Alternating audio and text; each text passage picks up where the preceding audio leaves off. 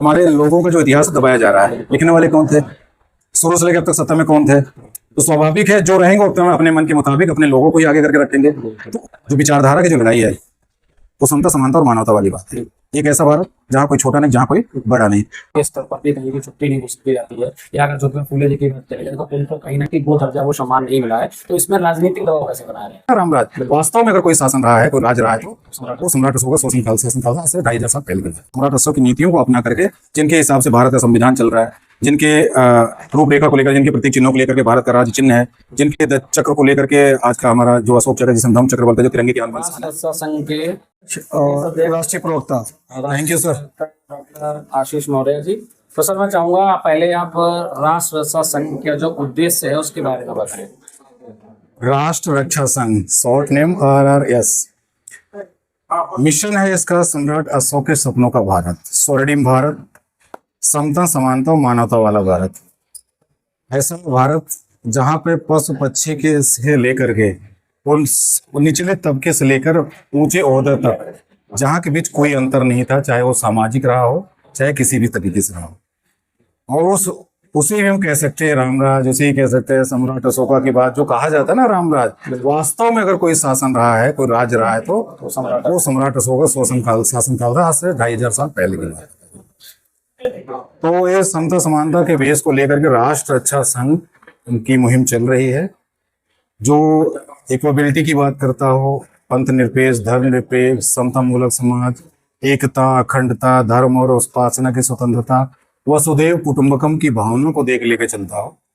ऐसे भारत के निर्माण की हम बात करते हैं और उन्हीं सपनों को लेकर के, उन्हीं उद्देश्यों को लेकर, उन्हीं एजेंडा और मिशन को लेकर के भारत आगे, राष्ट्र रक्षा संघ आगे बढ़ रहा है। आज की जो मीटिंग थी इसमें हमने देखा अलग अलग संगठन से बहुत सारे लोग आए, तो इसका आज का मेन का उद्देश्य क्या था?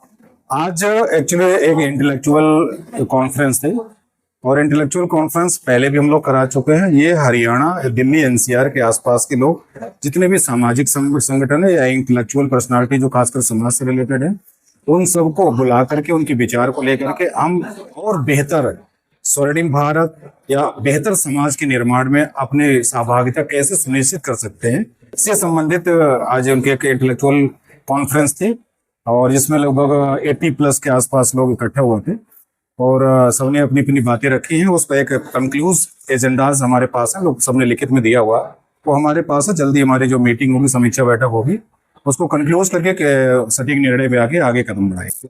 सर मैं चाहूंगा कि जो हमारे समाज के लोग हैं उनको जो राजनीतिक भागीदारी अगर उसको आगे बढ़ाना है तो इससे संबंधित जो है RRS जो है वो किस तरीके से काम करते हैं? देखो, राष्ट्र रक्षा संघ यानी जो सामाजिक, किसी भी समाज की उन्नति की बात 4-5 मुद्दों पे मेन होती है, इर्द गिर्द घूमती है। उसका सामाजिक स्तर क्या है, वो इंटेलेक्चुअलिटी उसकी क्या है, एजुकेशन क्या है, लाइफ ऑफ स्टैंडर्ड क्या है, फाइनेंशियली कैसे ग्रोथ कर रहा है, और उसके जो हिस्टोरिकल प्रोसेस रहे हैं वो कैसे थे। तो ऐसा नहीं कि हम हिस्ट्री क्रिएट कर रहे हैं, मतलब उससे हम एक सीख ले रहे हैं कि हमारे लोग कैसे थे और आज हम कहाँ पे हैं। तो उन सब चीजों को लेकर के एक एजेंडा लेकर के, यानी समता, समानता और मानवता वाली बात को लेकर के हम चाहेंगे तो एक बड़े स्तर पर सम्राट अशोक की नीतियों को अपना करके, जिनके हिसाब से भारत का संविधान चल रहा है, जिनके रूपरेखा को लेकर, जिनके प्रतीक चिन्हों को लेकर के भारत का राज्य चिन्ह है, जिनके चक्र को लेकर के आज का हमारा जो अशोक चक्र, जिसे हम धम्म चक्र बोलते हैं, जो तिरंगे की आन बान शान है, वो लेकर के जैसा उनका वेश है उसको आधार बना करके हम राजनीति में आने की बात कर रहे हैं। रही बात समाज की बात है तो समाज में ऐसे संगठन है जो काम कर रहे हैं, लेकिन जो विचारधारा की जो लड़ाई है वो समता, समानता और मानवता वाली बात है। एक ऐसा भारत जहाँ कोई छोटा नहीं, जहाँ कोई बड़ा नहीं, और ये जब बराबर होगा ना तो सब हमारे साथ जुड़ेंगे, सब हम एक साथ लेके चलेंगे तो राजनीतिक सत्ता भी हमें मिलेगी। और कहीं ना कहीं ऐसा हो चुका है। तो विचारधारा के बेस पे सम्राट अशोक के सपनों का भारत बनाने के लिए इन्हीं सब लोगों को लेके चलना है। तो मेरा अगला क्वेश्चन ये है कि अगर आज के समय में देखा जाए तो बहुत सारे हमारे महापुरुष हैं, उनको कहीं ना कहीं उनके विचारों को दबाया जा रहा है। और उनकी बात की तो अगर महापुरुषों में हम देखते हैं तो उनकी कहीं ना कहीं अगर देखिए राष्ट्रीय स्तर पर भी कहीं भी छुट्टी नहीं घोषित की जाती है, या अगर ज्योतिबा फूले जी की बात करी जाए तो उनको कहीं ना कहीं वो दर्जा, वो सम्मान नहीं मिला है। तो इसमें राजनीतिक दबाव कैसे बनाया जाएगा? तो राजनीतिक दबाव, सबसे पहले अगर अपनी बात करवानी है तो आपको सत्ता में आना होगा। बिल्कुल। अच्छा, अब तक जो अभी आपने एक सवाल किया ना कि हमारे लोगों का जो इतिहास दबाया जा रहा है, लिखने वाले कौन थे? शुरू से लेकर अब तक सत्ता में कौन थे? तो स्वाभाविक है जो रहेंगे वो अपने मन के मुताबिक अपने लोगों को ही आगे करके रखेंगे, तो उन बातों को फ्रंट पे तो लाएंगे नहीं। तो जरूरत कौन है? आपके परिवार की बात होगी तो आपके परिवार के मुद्दे को कौन उखाड़ेगा?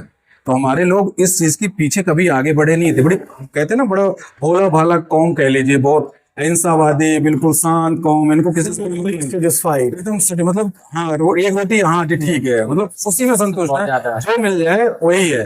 इनमें जो ललक थे अपने इतिहास को लेकर के, तो जो धम्म का था ना, उदारवादी धम्म, एक नैतिकता, उदारता और कर्तव्य, ये हम ना अपनों से बड़े लड़ लेते हैं। एक ऐसी कौम है, अपने से कुतलेंगे, लड़ लेंगे, मर जाएंगे, कट जाएंगे, लेकिन दूसरे का नुकसान हम नहीं करते। तो आप समझ सकते कितने उदारवादी कौम होगी।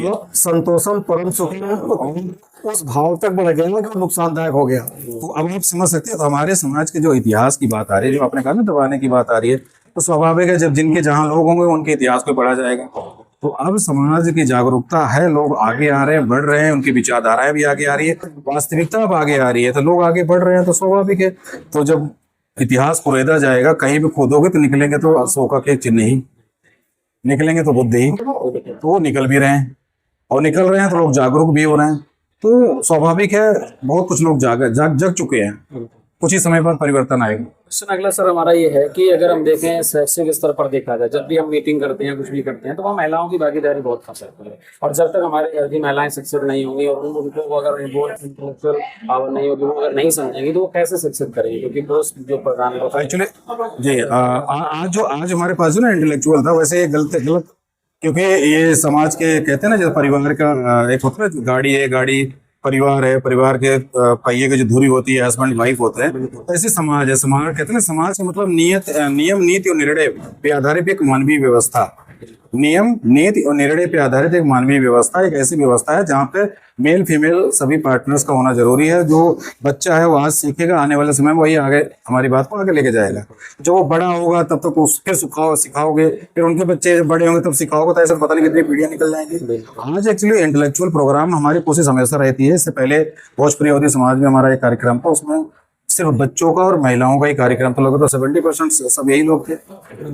तो हमारा हम सबका फोकस तो बच्चों का और फीमेल्स पे जाता है। कार्यक्रम हमारा हम बोलो जो बड़ा सक्सेसफुल था, और 400-500 लोग थे उससे। बहुत सारे लोग आए थे, बच्चे आए थे, उन्होंने अपना टैलेंट दिखाया, उन्होंने अपनी सारी जो उनके पास, तो हमने वहाँ पे हम लोग ये चीज जज कर पाए थे कि लेवल क्या है, अभी जो आने वाली पीढ़ी है उसका लेवल क्या है, वो कंपटीशन के किस दौर में है या किस लेवल जुझारूपन है। तो वहाँ पे हमने देखा बच्चे बहुत जुझारू हैं और वो आज के जो भी दुनिया की डिमांड है उससे अवगत है और उस पर काम भी कर रहे हैं। मतलब अच्छा लगा, देखो वेरी सक्सेसफुल प्रोग्राम, मैं बोलूँ तो 200%। बिल्कुल।